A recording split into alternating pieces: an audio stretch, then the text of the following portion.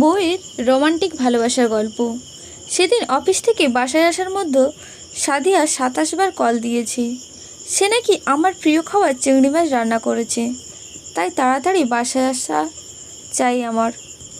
কিন্তু বাসায় এসে সম্পূর্ণ বাসায় চিংড়ির কোনো অস্তিত্বই খুঁজে না পেয়ে অবাক হলাম। যখন ওকে প্রশ্ন করলাম আমার চিংড়ি কই, তখন তার সহজ ভাষায় উত্তর, তরকারি অনেক মজার হয়েছিল, তাই একাই সব খেয়ে নিয়েছি। কিছু মনে করো না, এবার তুমি নিজেই রান্না করে খাও। এর আগেও অনেকবার তরকারি ভালো হওয়াতে সব তরকারি সে একাই খেয়ে নিয়েছে, তাই মাঝে মধ্যে আমি দোয়া করি তরকারি যেন ভালো না হয়, না হলে আমাকে নিজেই রান্না করে খেতে হবে। জি, এটাই আমার আনরোমান্টিক বউ। জীবনে মানুষ যা শোনেনি আর জীবনে মানুষ যা করেনি সেটাই আমাকে শুনতে হচ্ছে আর সেটাই করতে হচ্ছে। সেদিন অফিস পর মার্কেট থেকে 2টা গেঞ্জি কিনে নিয়ে আসছিলাম বাসায় পরবো বলে, কিন্তু বাসায় আসার পর যখন সাদিয়া গেঞ্জি দুটো খুলে দেখলো, তারপর থেকে বায়না শুরু। গেঞ্জি দুটো তার পছন্দ, তাকেই দিতে হবে, না হলে চলবে না। বললাম একটা অন্তত আমাকে দাও, সে রাজি নয়। অগাত্য উপায় না পেয়ে তাকেই দিয়ে দিলাম। সে বিনিময়ে তার পুরাতন একটা ব্যবহৃত গেঞ্জি আমাকে গিফট করলো। গায়ে দিয়ে যখন দেখলাম গেঞ্জিটা আমার ছোট হয়, তখন সে টেনে সেটাকে লম্বা বানিয়ে দিয়ে বলল, এবার পারফেক্ট হয়েছে।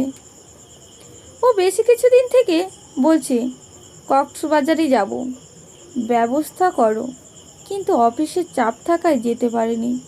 শেষমেশ অনেক চেষ্টা করে যখন বসের কাছ থেকে 7 দিনের ছুটি ম্যানেজ করেছি, বাসায় এসে ওকে বললাম বাচ্চা কাচ্চার সব কাপড় চাপড় গুছিয়ে নিতে। তখনও বলল, আরে বাচ্চা কাচ্চা যাবে কেন, ওরা থাকবে। আমি বললাম আমি নাই, তুমি নাই, ওরা কিভাবে থাকবে?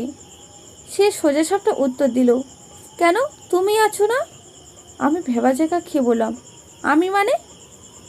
তার সহজ ভাষায় উত্তর ছিল, আরে বোকা, তুমি ওদের বাসায় দেখবে বলেই তো কদিন থেকে তোমাকে অফিসে ছুটি নিতে বলছি। বউ কক্সবাজার থেকে ছবি তুলে পাঠায় আর আমাকে সেগুলো এডিট করে দিতে হয়।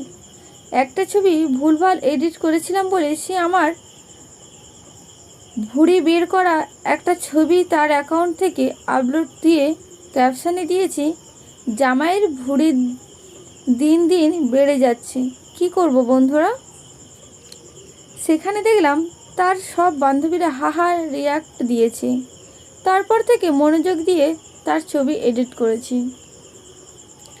আমার আনরোমান্টিক বউ কক্সবাজারের সমুদ্রের পাড়ে বসে ফেসবুকে ছবি আপলোড দেয়, আর আমি বাবুর ডায়াপার বদলাতে বদলাতে তার ছবিতে লাভ রিয়াক্ট দিই। অফিস থেকে বস কাল রাতে কল দিয়ে বললেন, আরে রিফাত সাহেব ভাবিকে নিয়ে কক্সবাজার গেছেন, অথচ একটা ছবিও আপলোড দিলেন না। আমি আমতা আমতা করে বললাম, আসলে স্যার ব্যস্ত থাকায় দিতে পারিনি, এখনই আপলোড দিচ্ছি স্যার। কাল রাতে বউয়ের সাথে 2 বছর আগেকার কক্সবাজারে ঘুরতে যাওয়ার ছবি আপলোড দিয়েছি।